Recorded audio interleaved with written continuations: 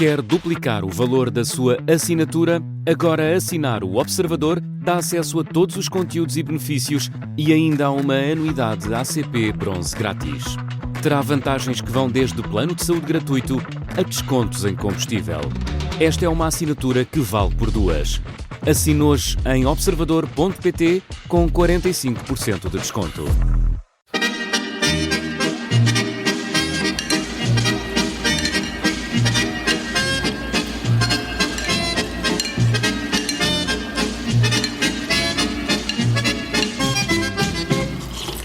Olá, bem-vindos à Vichy Soase. O Governo preparou alterações à legislação laboral que levaram as duas maiores centrais sindicais a convocar uma greve. O Primeiro-Ministro vai dizendo que PCP e PS não querem deixar nem o Luís nem o país trabalhar. Na Vichy Soase todas as horas são extraordinárias e as nossas sopas dispensam subsídio de refeição. A greve é um direito, sem espinhas, nada feito.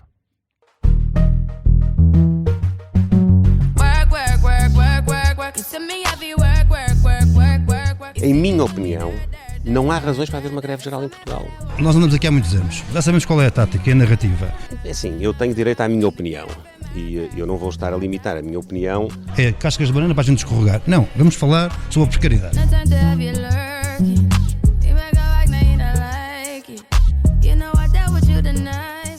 A UGT não pode ser útil quando apoia as intenções do Governo e, por outro lado, ser ofendida quando diverge dos interesses do Governo. Eu dou toda a atenção possível a todos os parceiros sociais e à UGT em particular. O Governo e o Primeiro-Ministro ofenderam com as declarações que fizeram. O Sr. Primeiro-Ministro está a olhar para a realidade de uma forma muito enviesada. Eu não sei qual é o sinal que se quer dar ao convocar uma greve geral, sinceramente.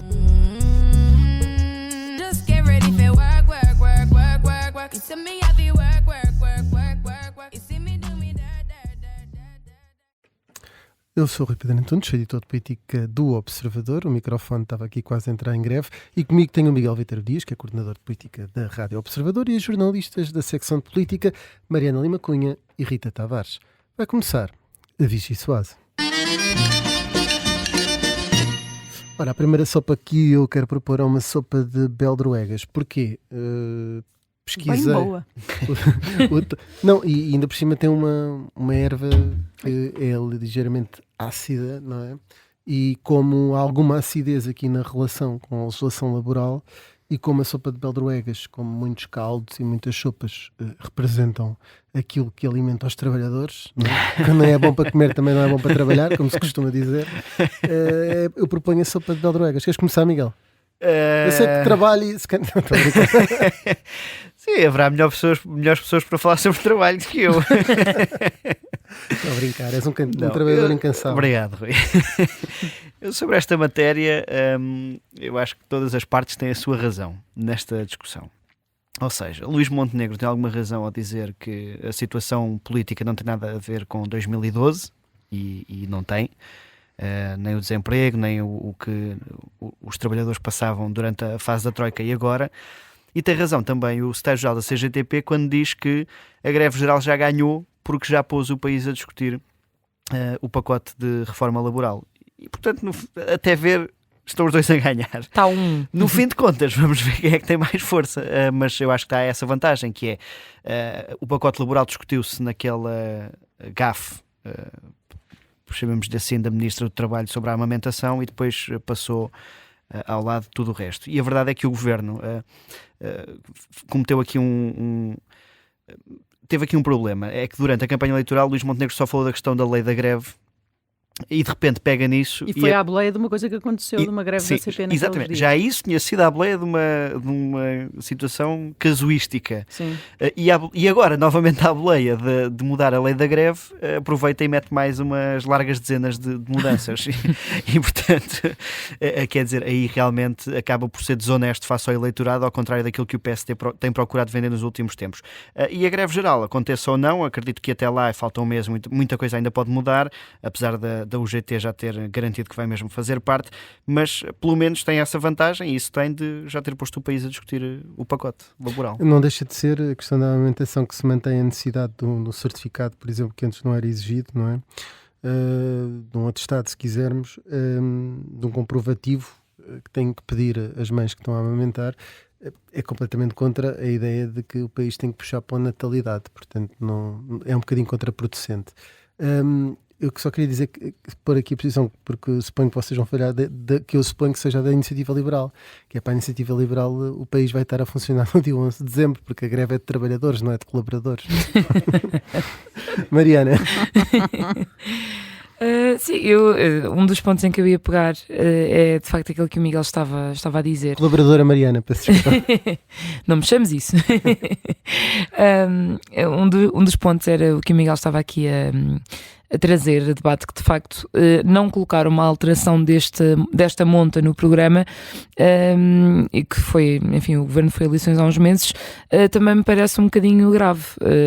Nós estamos aqui a falar, lá está, não são de umas alterações cirúrgicas, são de mudanças de fundo na forma como se despede, por exemplo, em Portugal. A questão de ser... as empresas não serem obrigadas a reintegrar os trabalhadores mesmo que eles ganhem em tribunal, ou seja, há uma série de mudanças de fundo que é natural que façam as centrais sindicais reagir. Com o problema acrescido de agora o Governo precisar, por exemplo, pode precisar do Chega para aprovar isto, e o Chega, como nós sabemos, tinha aquela intenção, que não sei o que é que lhe aconteceu, mas de criar uma sindical própria, um sindicato próprio à direita. Está desaparecido em combate, e sabe que o segmento, enfim, dos trabalhadores, de pessoas que sofrem com o custo de vida, que têm medo dessa precariedade, também é um setor a que lhe interessa chegar, esse setor que também pode ter alguma revolta, algum ressentimento, e que é um potencial voto de protesto que também não interessa afastar. Portanto, há aqui depois alguns problemas a nível político. E, portanto, acho que estas narrativas, neste sentido, como tu dizias, é deixar o Luís trabalhar, não é? E o Governo, pronto, pode tentar atirar-se para o chão, gritar penalti e dizer que ora no Parlamento, ora neste caso na concertação social, não o deixam trabalhar. Mas essas narrativas eu acho que têm de ser construídas com algum cuidado. É fácil, acho eu, defendê-las em alguns tipos de greves específicos, por exemplo, quando são médicos, quando eram os professores, e o Governo durante muito tempo, já o Governo de António Costa, tentou jogar ali a colocar a opinião pública contra os professores, porque evidentemente há muitos pais que são atingidos com as greves e com a frequência com que as greves estavam a acontecer nas escolas. Que eram greves malandras, não era? À primeira hora da manhã. Sim, exatamente. E portanto tramava a rotina de muitos pais, médicos, nem é preciso justificar porque é que é importante, e portanto é verdade que isso facilita um bocadinho a narrativa do Governo, no sentido de colocar a opinião pública contra os grevistas. Mas para isso, lá está, não só é preciso ter alguma arte a criar essa narrativa, como eu diria que é preciso mostrar alguma boa vontade. Só fazendo algumas cedências é que depois se pode argumentar que o outro lado é que foi o intransigente e que não teve razão. E, portanto, era importante que o Governo desse sinais de facto de que está a negociar e a dialogar. No Parlamento muitas vezes é acusado de, como já eram, enfim, faz parte, já o Governo de António Costa também era, já no final do geringonça, acusado disso, de fazer simulacros de negociação, mas de facto o Governo não tem um apoio assim tão sólido no Parlamento que lhe permita, enfim, dar este round por garantido. Como o Miguel dizia, ainda está porque ainda falta um bocadinho até dezembro para percebermos quem é que, aos olhos da opinião pública, ganha este braço de ferro. Mas enfim, são questões que eu acho que é preciso o Governo encarar com alguma humildade, para conseguir, enfim, levar os seus objetivos até ao fim, e para conseguir talvez fazer algumas cedências ou alguma negociação que lhe permita dizer que de facto olhou para o lado dos trabalhadores, que olhou para o lado dos sindicatos, já agora da UGT, que de facto foi uma crítica se calhar mais arriscada que Luís Montenegro fez, sendo sindicatos que costumam fazer acordos na concertação social com vários governos, e portanto acho que falta provar aqui um bocadinho da boa vontade do lado do Governo, para, se quer de facto prosseguir com este discurso, comprar esta guerra com os sindicatos e dizer que o que não houve foi boa vontade desse lado, também tem de mostrar alguma cedência do seu, e isso acho que até agora ainda não foi possível ver. Muito rapidamente, antes de passar a palavra à Rita, só 3 coisas. Há uma que Luís Montenegro diz que é, como está a ser negociado, não devia ser feita a greve, enquanto está a ser negociado, mas muitas vezes as greves fazem-se para travar aquilo que são uma forma de pressão para isso. A segunda coisa é que diz que não é o momento certo e que é egoísta o país. Acho que o país agora está com as contas públicas a todo o gás, portanto também não é por aí, não é como no tempo da Troika, tinhas a Moody's a espreitar pela janela, o que é que estes gajos estão a fazer e tal. Portanto também seria uma altura mais indicada em que o país A pode Moody's parar. não diz gás. diz. Isso somos nós aqui. Os gajos da Troika. Rita.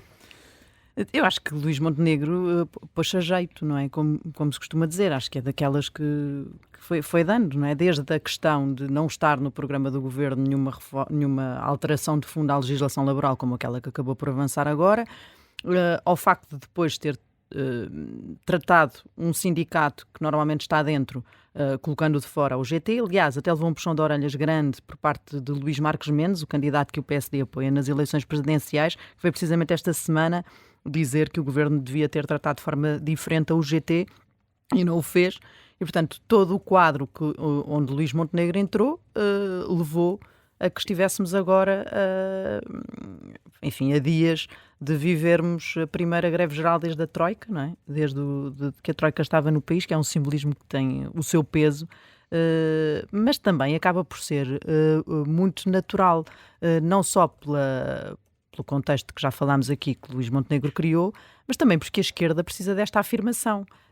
E quando se toca em legislação laboral e nestas alterações, normalmente a esquerda tem, e a direita está no poder, normalmente a esquerda agiganta-se nos protestos e estava a precisar aqui de um balão de oxigénio. Portanto, se calhar até podem, de alguma maneira, agradecer a Luís Montenegro, isto usando aqui um pouco de cinismo, porque permitiu à esquerda ganhar aqui uma área de contestação onde está perfeitamente à vontade, tem força e consegue pôr os seus sindicatos que estavam a perder fôlego e que estavam ameaçados de facto pela esta existência, não é existência, mas esta ameaça que existe e que está sempre latente, que o Chega pode entrar nesta área também e de arregimentar aí tropas no lado dos trabalhadores e portanto a CGTP consegue aqui, sobretudo a CGTP, diria eu, consegue aqui ter matéria para este protesto, e o PCP também, e consegue aqui fazer uma oposição com corpo